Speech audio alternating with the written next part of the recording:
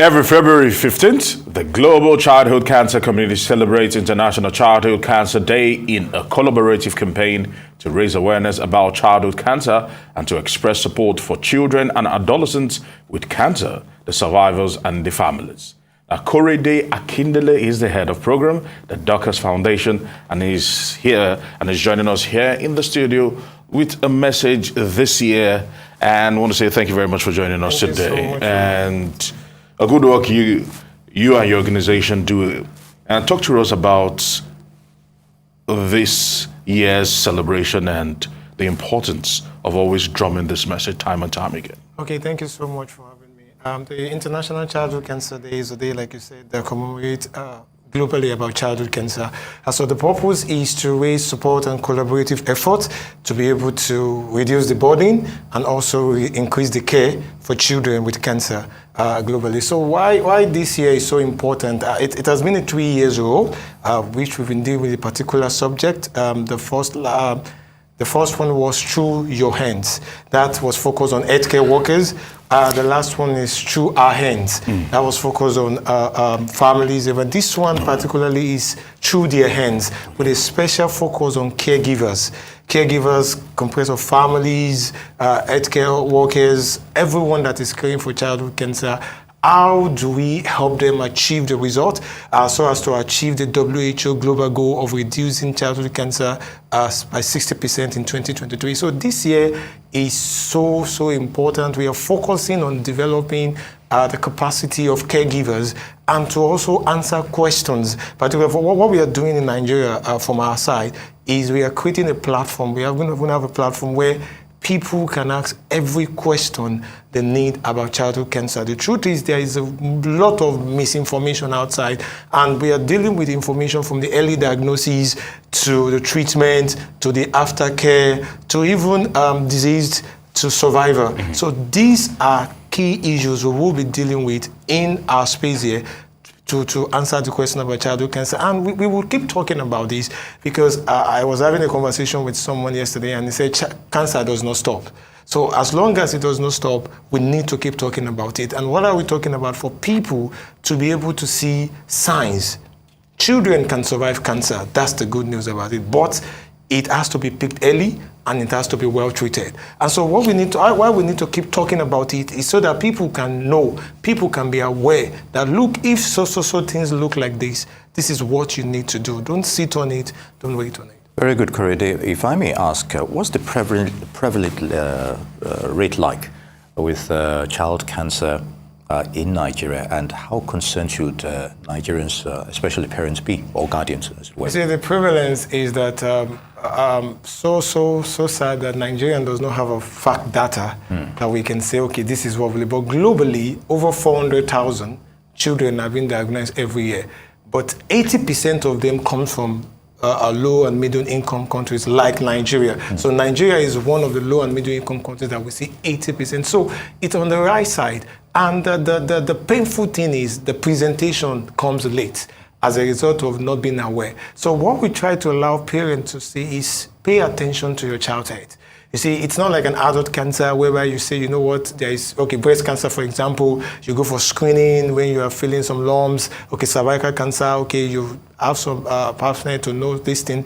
But childhood cancer is not like that. Childhood cancer, what is it? There are signs. And it comes like normal sickness in children. So what we tell parents and what we'll advise every parent is pay attention to your child's health. You know when your child is fine, you know when your child is not fine. I mean, where we come from, there's this saying in this part of our world, okay, a child is trying to maybe grow, a child is kind of tall, is feeling lean. So these are little things you pay attention to. You see that your child is not as active as it is. You see, it does not say that that child has cancer, and that's it. So what you need to do is to take the child to an hospital.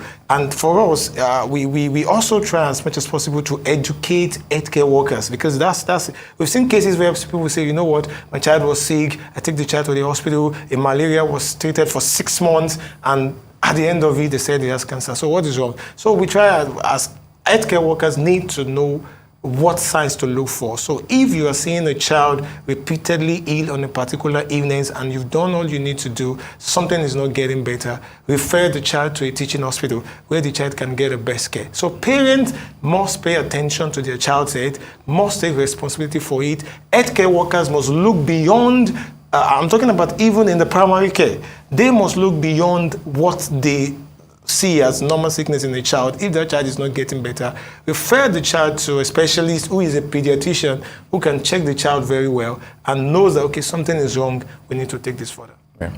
All right, according to Dr. Mashitizo Moeti, talking about from WHO Africa, she has actually said that by 2050, Africans will actually account for 50% of childhood cancer globally. That's quite worrisome. What can we do to actually reverse that particular trend, or what is driving that particular trend and that data right now? Okay, now, so what's driving that data now is lack of awareness, lack of information. People are not aware. Some people still don't believe a child can have cancer. We have religious issues also around it, people, and also funding around it. So all these things they are different things that web it together to say, you know what, Africa it is. But from our end, we're so glad that a lot of stakeholders are rising in Nigeria to change these narratives, also in Africa. So by the time, we believe that will change, but for opportunities like this to talk to people, opportunities to talk in the community, to talk, so we would believe that can change. But that data comes as a result of lack of awareness, lack of information, and some religious and fear issues around it. Very good, Kurede. And earlier on, you were talking about the issue of parents monitoring their children, at least to get a heads up on probability of getting cancer. But sometimes when you look at the prevalence rate, you tend to think, is it about the lifestyle choices we make as individuals that the probability of getting cancer itself is way up there? And are maybe parents, maybe the kind of food they feed their children, a lot of synthetic, lifestyle choices, ice creams and stuff like that. And when you talk about the hereditary factor as well, probability of getting cancer. So when you take all these issues together, where are we at? What should we be looking at? Because there's so much narratives around cancer, and there are different types of cancer. Yeah. So even childhood cancer has different types. There you go. So unfortunately, unlike adults that we can say, you know what, when you are prone to smoking, there is, chances of lung cancer. True. When you are doing this, when you have multiple sex partners. Or even non-smokers when they're two, even the chances non-smoker, of getting yeah. the chances of you getting it is higher than the one. Yes, we can say high risk. For example, Good. but children, children cancer has not been linked to a particular effect. That is the worry. So yeah, we can say, if we say hereditary, maybe let's say maybe like 10% or 20% maybe, but we can't say, okay, 100% is because of hereditary. It has not been linked to a particular effect. And that is why parents must pay attention. And there's no scanning for it. Okay, I can't come to this area now and say, you know what, bring your child, we want to scan them for cancer. Nobody, there is nothing like that. What is it is their signs to pay attention to. And that is why parents must take responsibility of the child's health. For example, I can talk about the survivor. The survivor retinoblastoma, that's the cancer of the eye. Now, what happened? The small boy was inside the house playing in the night, and then there was power outage, and his mother noticed his eyes shining. So what's going on? This is not right. So second morning, they take the child to the hospital. Like, no, this cannot be like this.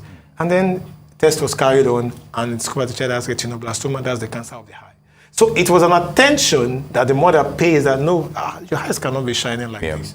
Or something is wrong. And so if it is some people, they will just neglect it. Oh, maybe he's been seeing light, maybe. So these little things, pay attention, repeated fever, pay attention. So all those things, I'm not saying if your child has fever, no. If this thing is repeated, so take the child to a pediatrician. Don't say, you know what, it's going to get better.